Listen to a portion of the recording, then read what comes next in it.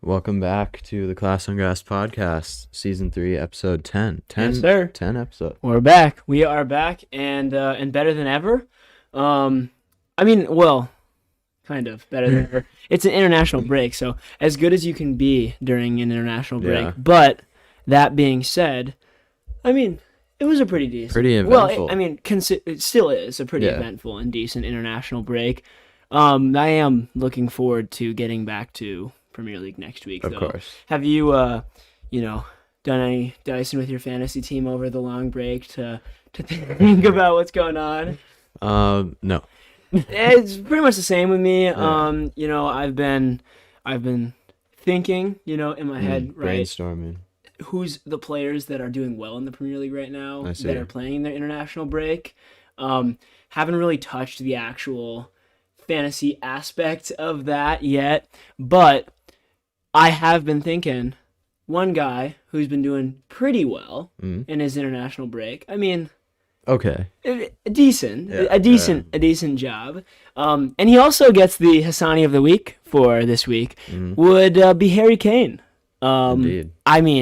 What a performance this lad has been showing. 7 goals in 2 games. England have now qualified. Yep. 4 goals today against San Marino. 2 pens, to be fair. But 4 goals is still very good, especially coming from someone who you want production from. Who also hasn't scored or been scoring that much for Tottenham this season. Yeah. So, again, it's a 10-0 win, a lot of goals to go around for the whole team, but good to see him on the score sheet, and then again a hat-trick right before that against Albania. Yeah. So Harry Kane's been having quite a good time. What do you think about that? I think it's just what he needed. Agreed. As we said, he's probably had like the worst couple weeks of his career almost. Well, yeah, at least at Tottenham. at least the first month of the season. Yeah. Under Nuno. Now Conte's in. I could easily see him like exploding now. I think. Well, it's a tough one. In the past couple international breaks this season, I feel like he's already been scoring. a little bit. That's the thing I was gonna bring up. Right, Yeah. He has done fairly well. Yeah. In the previous international breaks. Yeah. So whether that's being salty that he's still at Tottenham or not clicking with Nuno or anything above that, it could just be that he's not working at Tottenham right now. But I do think that he could totally explode, like you said. I think there's tons of potential there. Eli said it's the last international break of 2021, which, brings joy to my heart. That's a celebration. That's a celebration. Yeah. We have to be happy about the fact that we're going to have, and not only are we going to have Premier League football for the next month and a half, as we're coming to the middle of November. Excuse me, but we will have a congestion of games, which some of the players might speak out against. Yeah. But many of the fans will not be, and we'll be very interested and looking forward to many of the games that are going to be going on in the congestion of Premier League. I know, right? Champions League. Do we have one more match week? Maybe we do. Maybe. I think we might have one more match week of Champions League, and then we're done until late February, which is tough. You never like to see that go. But we add those Premier League fixtures, and it should be a really good finish to the year. Yeah, and it's already a pretty tight league. I don't think no one's really running away with the title, even though Chelsea have been top for a while. I'd say, as well as obviously looking at the bottom half of the table, it's all very tight as well. Yeah, right now, obviously, everywhere. It's actually a fairly well spread out table. We don't really see many teams that are out of reach from the team above or behind them. Yeah. Right. 19 and 20 are Newcastle and Norwich, and they're both on 5. But above them is Burnley on 8, and then Watford on 10. And then you move to the top of the table. You got Chelsea on 26, Man City on 23, West Ham on 23, and Liverpool on 22. And then Arsenal, United, and Brighton, who are, of course, very suited First, for yeah. that Yeah. that role, and not far behind. So it's a very well spread out Premier League season. So lots in store. I mean, you could see Brighton skyrocket to a Europa League place or get Easily. relegated. Easily. I'm genuine right now. I wouldn't be surprised with either outcome. Mm-hmm. Like, I wouldn't. Yeah. We could be playing in the Europa League next year, and GP could get Manager of the Year, or we could be playing in the Championship next year, and GP could be fired. Did you see GP slept overnight with his coaching staff outside for supporting the homeless? A great cause. Yeah. And I don't remember the exact quote. I'm not going to take the time to find it right now because that would just pain all of you guys. But he was saying something along the lines of like, I've never really had the experience to sleep outside and not really know like what's to come of that night. And he said, I can't imagine not only feeling that, but feeling that every night and not knowing what's coming at all in your life. And so he was just trying to spread some good awareness to the cause. And obviously with all of the other things that are going on that, matter a ton right now in our world, I think that that issue is one that's not touched on a ton right now. That's true. So it's good that they're spreading awareness about that. And I think GP is just a good guy. Yes. Like, if I were to be ranking the 1 to 20 Premier League managers, I'd put him in probably the top 5 for like good people. I don't know what you think. Would you put Klopp maybe? Yeah, I'd probably put Klopp in like the number. See, now I got to figure out who my number 1 is. Yeah. Maybe it would be Klopp. Maybe. They Or Ralph. Yeah, Ralph, Ralph would be nice. my top 5, just because I feel empathy for that one moment that he cried. That's the main reason. But yeah, I'd probably put Klopp at number 1. And they based Ted Lasso off of Jurgen, and he I saw he that. responded. Yeah, to I that. did He see was that. like, when they were comparing, he was like, football aside, I'm glad that I could be an influence on people like Ted. So, I mean, it's good to see that. It's a fantastic show. I don't know if you agree. I do. And you don't. But for all my Ted Lasso kings out there, we can be in it together that it's a fantastic show. Moving on to, obviously, the international break. Like we said, England beat San Marino with a 10-0 victory. Harry Kane with those 4 goals, 2 pens. It started out with a Maguire header. It was a pretty decent header. And then the next goal to come was a Saka, really just kind of an unlucky one for San Marino, and one where you're like, maybe it happens because the quality of the other side is lower, but it's not like a fantastic goal. No, yeah. But a goal's a goal. At the end of the day. And it's from Saka. Yeah. Everyone's going to love that. Everyone loves that. And then Kane. The penalty was This was extremely- absurd. So there's a cross in. Grealish tries the acrobatic bicycle kick, which Fantastic. great little picture. effort. I mean, Great effort. Like, right, the photographer who got the picture of him in the air when his like hand's about to touch the ground and he's like fully upside down. That is an incredible picture. Yeah. And it goes wide, but the defender had his hand up in the air, but it seemed to like brush his fingers. It maybe? seemed to barely touch his fingernail. But it went to VAR, which I didn't even know they had at that stadium. In San Marino Yeah. stadiums. Anyway, pretty harsh pen in my opinion, but given anyway, and it's not like it affected the game that much. Well, no, I don't really think we would have seen a different outcome had No. Harry Kane not been awarded that penalty.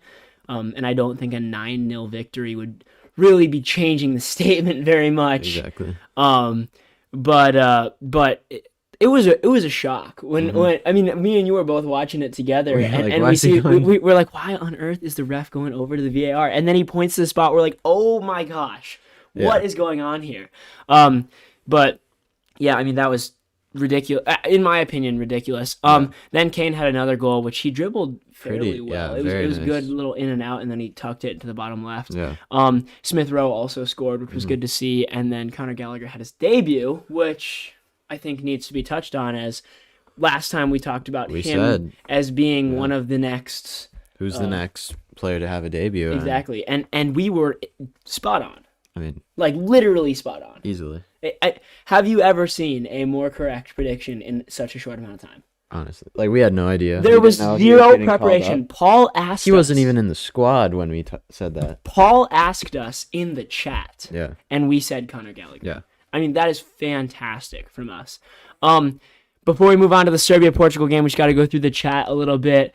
Eli said San Marino, tax. Paul said Ramsdale with a clean sheet in his first start. ESR with a goal in his first start. Another soccer goal for England. To be fair, great day for The Arsenal. for the Arsenal. Then Eli said probably the worst team there ever has been. Well, as we saw in the quiz, they were last, right? They are last, and it probably showed today. I mean, the first goal that I actually mixed it up. That was in the Serbia-Portugal game, so I'm not going to go to that. That was a terrible defensive mistake, though, from Serbia. Eli said Banter King after Paul said, but when Mason Mount scores a hat-trick against the mighty Norwich, he's the best English midfielder since Lampard and Gerrard.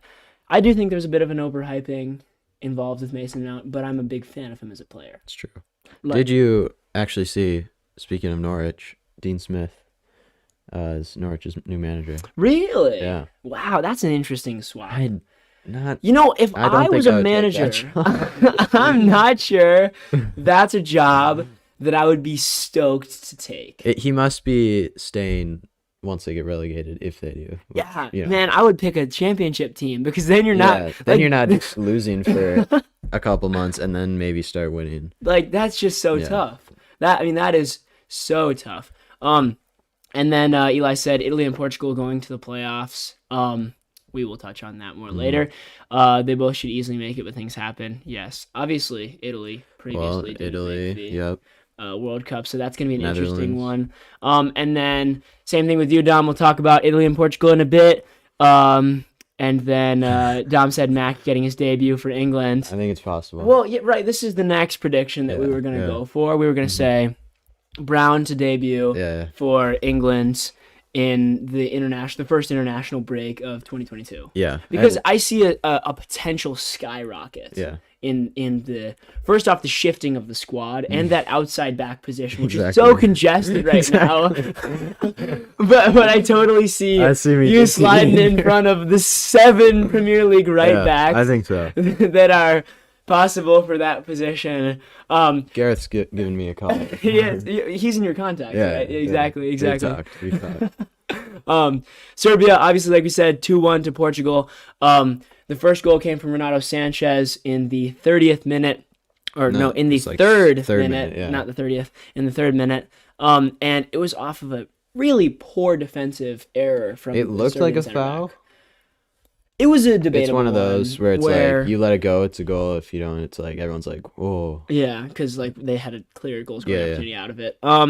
And so ref obviously didn't give the foul. I think it was poor from the center back to get himself in that position where he's trying to dribble around guys directly in front of the goal outside the 18-yard box. Maybe not where you want to be when you need to win. Yeah, exactly. Go through. And so Renato Sanchez then scored. He put it away pretty nicely from fairly far out. But then 1-0 to Portugal, and Tadic scores with his left foot, cutting in, doing a little dancey dance on the top of the box, and it just trickles in. Yeah, it seemed to take a slight deflection, and Rui Patricio goes right over his left arm as he was diving to his right, and just kind of bobbles in. It's like, all right. I mean, from what I've saw, it reminds me of the Saka goal. Yeah. Right. It's a similar thing. Yeah, and from what I saw on the final stats, Serbia did deserve to win the game. Yes, they did. Indeed. So it was. I can actually go check the stats right now. Yeah, it was like a bit of luck, and then obviously Portugal are through with a tie.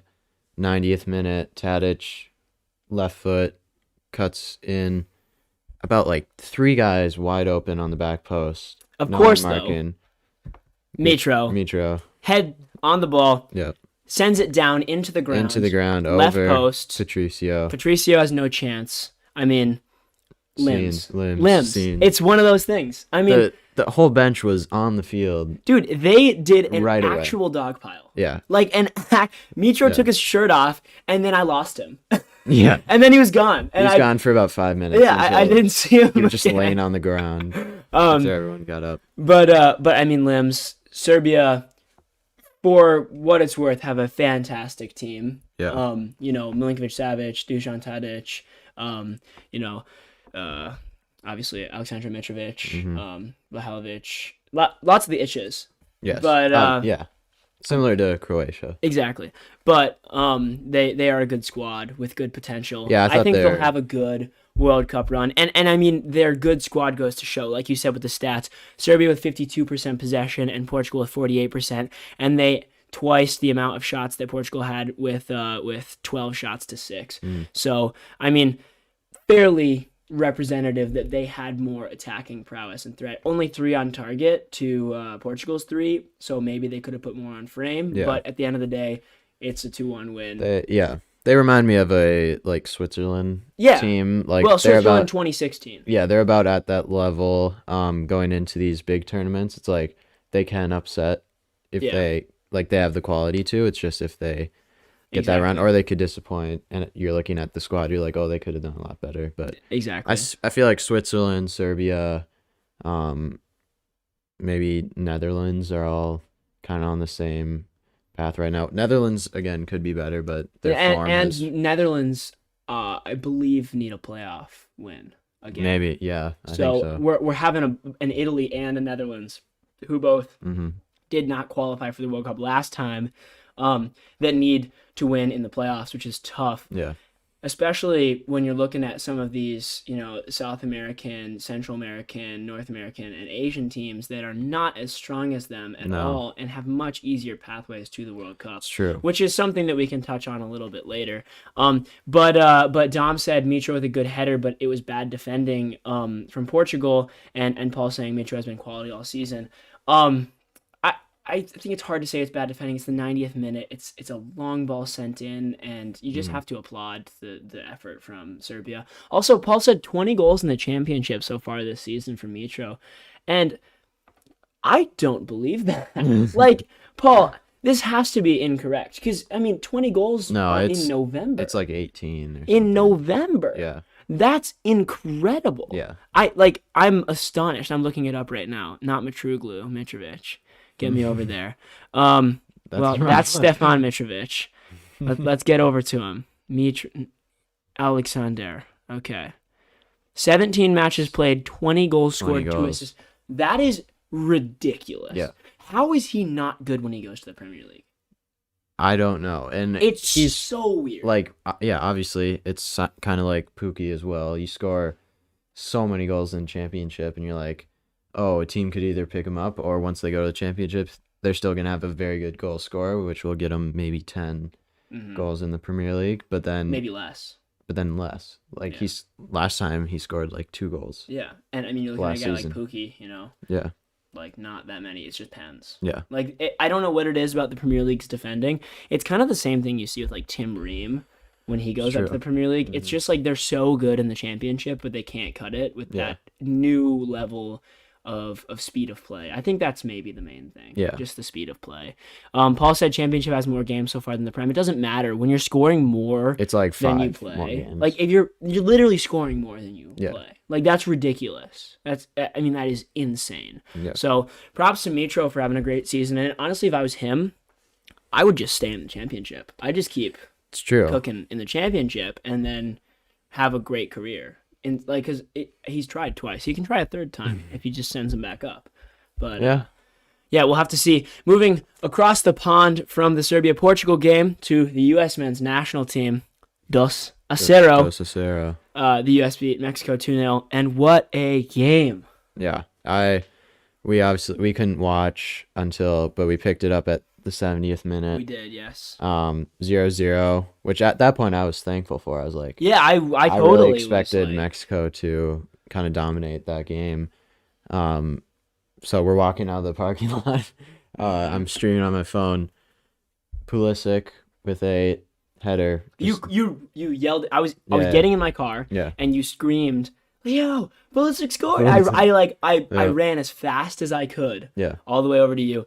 What an incredible goal. It was great. And shout out to Tim Weah. I think probably man of the match, even though he didn't get it. Incredible little footwork. Yeah.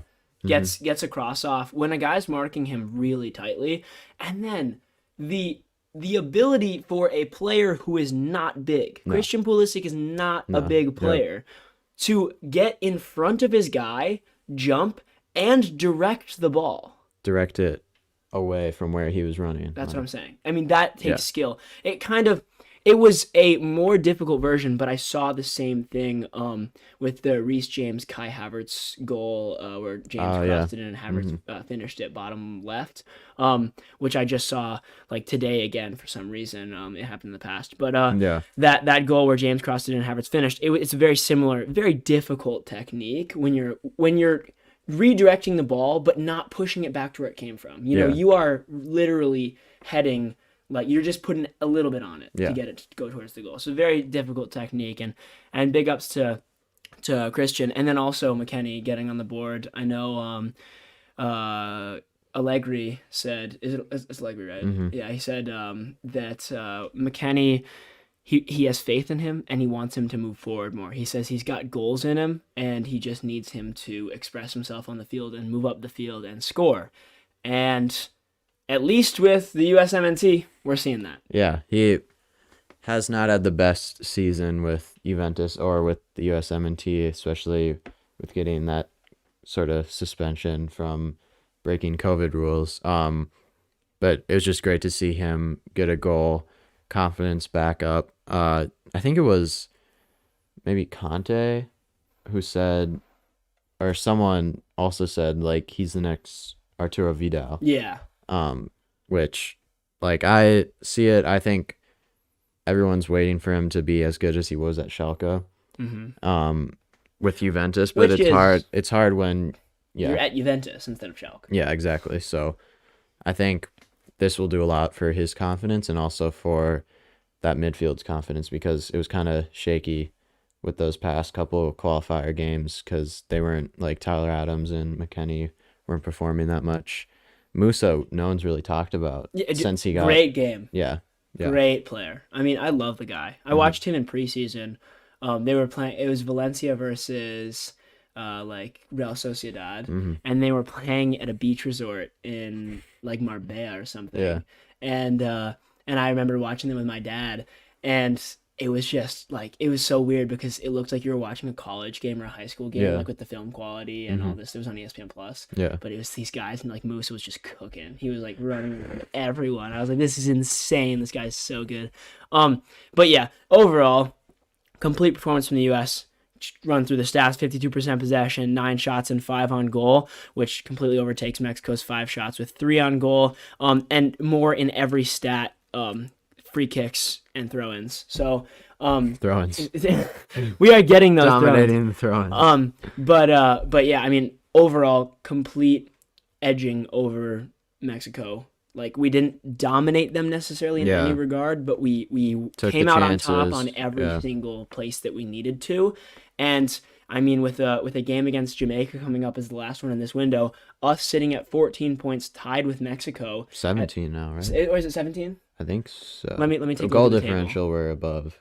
Table's on 14 right now. Yeah. We're on 14, tied with Mexico. Canada's on 13, and those are the 3 teams in the qualified spots. But right below, I mean, if we lose and Panama wins by 4 goals, or no, by 6 goals, very likely, then we could drop out of that spot, and there will be more games after it's this. Very tight. It's very tight. So like I said, our next game is Jamaica. They're on 6 points, but they did just have the introduction of Leon Bailey and Mikel Antonio. So what do you think is going to come out of that game? It'll be very interesting to see what that chemistry is like. Yeah. Because a lot, like we talked about like a week ago or 2 weeks ago, that Jamaica team has a lot of new quality, but none of them have played together really, and I feel like, is it too early for them to do well, at least in the World Cup or in qualifiers, or can they just with that quality like get through to that 3rd place? But Canada seems to be doing very well, as we said. Yeah, Canada's doing really well. Obviously, Mikel Antonio scored in the last match as they tied 1-1 to El Salvador. So like you said, I'm very interested to see what those two bring to I think it will be a tough game. It'll be tough. Favor the U.S. But, again, yeah. Probably not by more than 2 goals. Yeah, I don't think it'll be. I mean, I'm surprised we were able to beat Mexico 2-0. Same, yeah. And I know, Dom, you said in the chat, Mexico needs to fully rebuild their national team, which is a bold statement to just I think throw out there. Yeah, there's talent. There's a lot of old players that like the U.S. They need to get rid of. Like the U.S. like 4 years ago. Yeah, that they need to get rid of and then bring in another young wave, which has gone well for us. And I have no doubt in my mind that Mexico will find good young talent. Yeah. Like, no doubt. Yeah. I mean, they're going to do completely fine. Dom said it's way easier for players from the U.S. to go to Europe than Mexico. That's an interesting topic to try to think about. I mean, you do see a lot more U.S. youngsters going to the likes of the Bundesliga and now the Serie A, and you don't hear about it that much. You know, honestly, a lot of times, like, top Mexican players or top Mexican youth will come to the MLS. It's true. Which is a strange dynamic that's happening. You know, they're not breeding them at their own clubs, you know? Or even change nationality to U.S. Yeah, I mean, we are seeing a reversal sometimes. Yeah, it is pretty, like, even, but you do see a lot of, like, U.S. players who, like, they'll say, oh, had the option or was... on the Mexican youth teams, but I think that's kind of true, at least now, as the U.S. are gaining more attention from European sides because they're doing so well, in this kind of especially with just developing players. Exactly. So that is interesting because you don't really see that. And a lot of times, a lot of younger Mexican players will end up in places like Portugal and Spain. That's why you see players like that, like Jesus Corona and Hector Herrera and all those guys. They went early and they went to Spain and Portugal. And so, I mean, really the only light that we see from Mexico in the Premier League, who's been absent for a while, was Raul Jimenez. Yeah.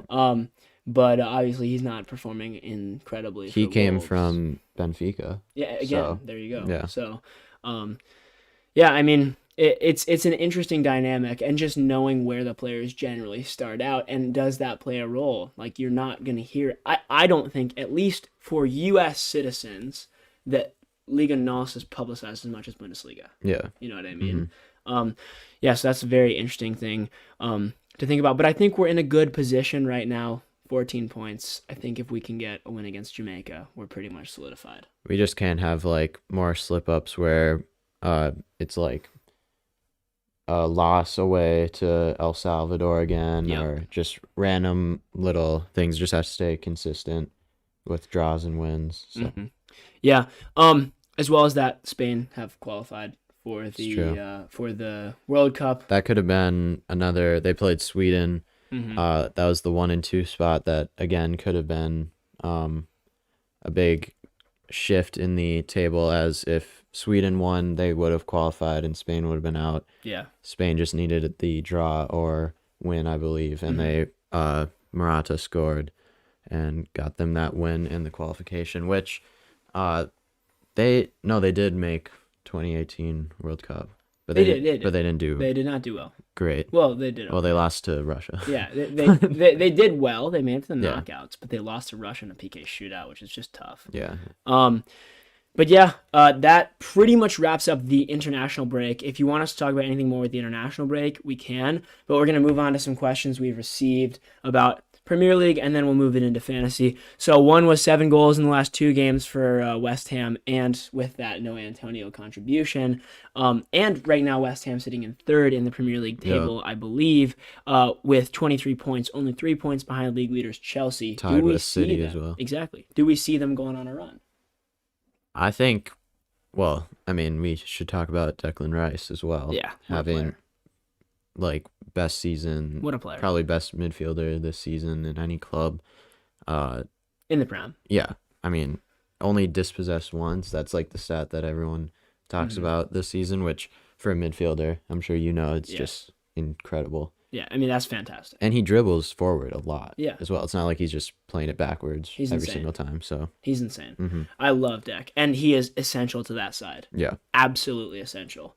But return of Mikel Antonio, and, I mean, you've got really good players in that side already. I could totally see them pulling off, not a Leicester 2016, but a Leicester-like season from the past years where they are top 4 all the way through. Yeah. And hopefully they don't choke it like Leicester always has. Mm-hmm. Because that would be very interesting to see. Moving down the list of questions, GP, top 5 worst haircuts and facial hair. Well, when he grew out his beard, I wasn't too mad about it. Yeah. I don't have I don't know what that was. I don't have a great opinion on it. I think it does look a bit scraggly at the moment.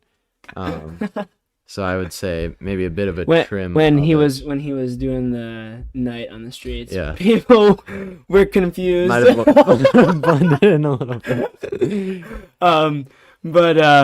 But yeah, I mean, definitely the top needs some work. He doesn't, for the amount of publicity that GP gets being a Premier League manager, you'd think he would be able to have a little bit of a better hairstylist. Maybe. Just a maybe. Then moving down, prediction, number of goals or assists for Kane against Leeds this weekend, obviously. This coming match week, which is in a couple days. I'm going to say 0 because I think we're going to see another decline in Harry Kane. But I don't know what you think. Leeds are all obviously very up and down these days. That's what I was about to say. I was going to say Conte, with his second game in charge, I think we'll be looking for a win. Leeds are just all over the place. Defensively, not very good this season, so I think he'll score, maybe, or at least Tottenham will score at least one. But again, maybe he's just gonna have a season where he scores like 30 for England, but like 2. 30 for England in international breaks, and then 3 in the Premier League. Yeah. I mean, that would be crazy. And then the final question was, with a potential Mane and Firmino injury, how does that affect Liverpool? Dude, I didn't even know Mane was out. Me neither. Like, what? I'm looking it up right now. Firmino just got back, didn't he? I'm looking it up both right on now. international. Sadio Mane and Jordan Henderson injury latest. Let's see what this has to say. I accept. Have to accept the terms and conditions whenever you go to these news sites. Glass and Grass Media is not a site where you have to accept the terms and conditions for your cookies, sports media. nice. No cookies involved. Yeah. So let's see here. Let's see what it says. Dude, no information. All right, lovely. All right, well, if indeed Mane and Firmino are injured, Salah's still going to score 3. Yeah, exactly. That's the thing. How much have they really contributed this season? That's so tough. Compared but it's so true. Compared to Salah. It's so if tough. Salah was out, and you just sub Divock Origi in and he's going to go off. Yeah. So, like, if Salah was injured, you'd be like, oh, that a might whole different become story. a bit shaky, but I don't really see it changing that much. Obviously, they have Jota still, and like you said, Origi. Dude, Origi's going to turn up. So, I feel like Origi turns up when Origi needs they'll to. still have the quality, and they're good enough to not need to rely on their just attack to score goals. Exactly. Moving through the chat a bit, Dom said Mexico's youth system is sort of the same, but you pay a certain amount to play or to travel, so many talented kids don't go through to the first team. That's the same as the U.S. I mean, you could argue that the development academy system reduces that pay-to-play method, but, like, you're trying to weed out, every youth player who is playing soccer at the age of 14 to get into a development academy. And then if you don't get selected, which a lot of players don't, then you have the same problem. Pay to play, and you need to pay in order to keep continuing to grow on a good team to maybe get selected for that development academy when you're older. Yeah, it's such a slim. So both the whole side of the Americas, once you get above South America, needs some work on their development system. And then Paul said, who wins Brad Fuel's MTA team or San Marino? Yeah, this is a good question. Brad Fuel's MTA team, if you don't know, is a team that Paul and I were on about 4 years ago. Now, considering it was like a U16s team, I feel like I'm favoring San Marino in this one, just because they're full-grown men and they've just played against the English national team. But I think it would be a tough battle. Eli said, Paul going to score a hattie and celebrate like Maguire. And then Paul said, most iconic goal of all time has to be Don Vasquez against Park Valley. Now we're just getting into the banters against or for previous seasons. That may be cue to wrap it up once these guys are back. But just to close out, we already talked about fantasy a little bit. There obviously isn't any fantasy going on this week, but as we have had time to think about it for the last 30 minutes, do you have any big changes you're looking for? I think changing Bruno Fernandes as my captain might. I think that should is a have been valid. That should have been done maybe 4 weeks ago. That should have been done after the first game of the season. Yeah, He had exactly. that hat trick, and then maybe get that off of him. Yeah. For me, I'm looking at it. I'm thinking probably move Salisu in. To the starting lineup. I mean, what a player. He's incredible. You guys play against Norwich, so yeah, it's one of those where move Salisu into the back line, and then maybe a little trickery with taking Fernandes and Varane out of the lineup, completely transferring them out and bringing some other Dons in, maybe Grealish out as well. My big players aren't showing up. I'm pulling the weight still, but the big players aren't showing up. I'll captain De Bruyne against Everton at home. So if next week we come to you guys and we haven't that's not made these changes. No, dude, Mac, I wish you could show you the screen right now. He has like 8 guys who are warnings. 4 of my starting 11 are on 75% chance of playing. So. No, dude, for me, if I'm looking at mine, I've got 2 on 0% chance and 2 on 75%. So we need a shift. We need a shift of gears. Or hopefully in the next week. Or 5 days before the next game week. Yeah, exactly. They all heal magically.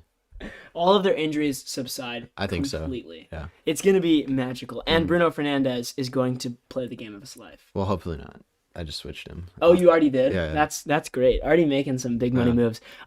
That wraps up and concludes this week's podcast, obviously on a Monday night. So hopefully you enjoyed starting out your week like this. Hopefully the rest of your week goes well. You're able to catch the U.S. Jamaica game, and hopefully Mikel Antonio does not bag a hat trick on us. That would not be something I would look forward to. Yeah. And then we'll be back next week, Saturday or Sunday, depending on the schedules that producer Sutton and Mac have and myself.